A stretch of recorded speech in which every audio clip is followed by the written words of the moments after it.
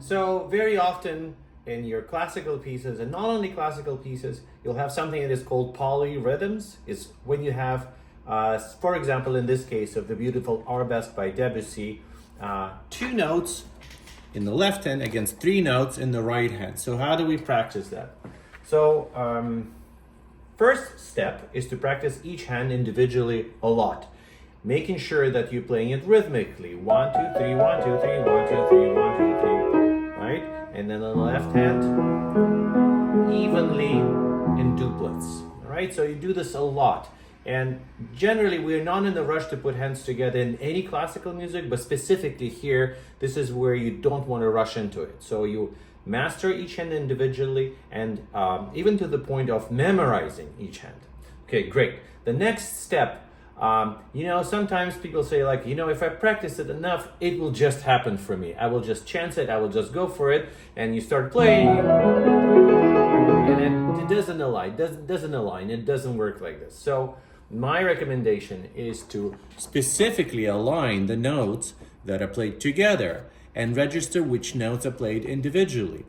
And then the second step would be for you to play it very slowly, as slowly as you want.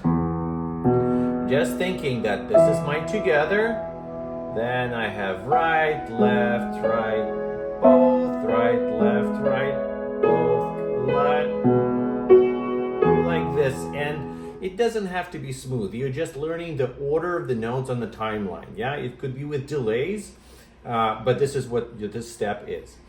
The next step would be to register which fingering you have at the points where your notes are aligned. So the first time, for example, in here, like, okay, I have my 1 matched against 4, you indicate that. And then next time I have my 4 in the right hand again, and this time it is against the 2 in the left hand. And so forth. And you notate it in the music. Pencil should be by your side at all times.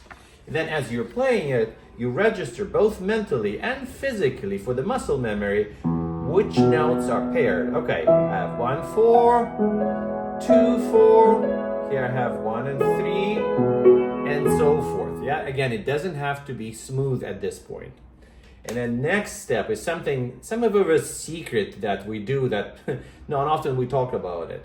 If you have these rhythms that are called polyrhythms, and there are obviously other combinations, 3 against 4. Chopin liked different combinations where he would have, let's say, for example, here we have 11 notes against 6, and then we have 22 notes against 2 pairs of 6 notes. So it could get quite a bit more complex. What is important is that the top line is even, not so much the bottom. If you're playing the top and it's arrhythmical, we hear that. But if you play the bottom line and it's somewhat imperfect, nobody can hear that, even professional players. So make sure your top line is even. Is even. So play it a couple of times, and then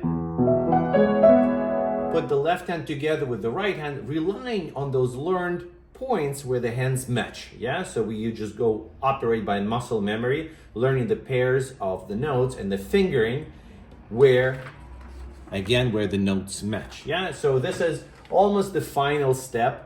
As you continue playing more into it, your left hand will become even kind of on its own. But the right hand is important that you continuously think about how that the right hand is even, and you continuously think about the points where the hands match. You can never stop thinking about this, because then your hands will start getting misaligned. Yeah, so good luck.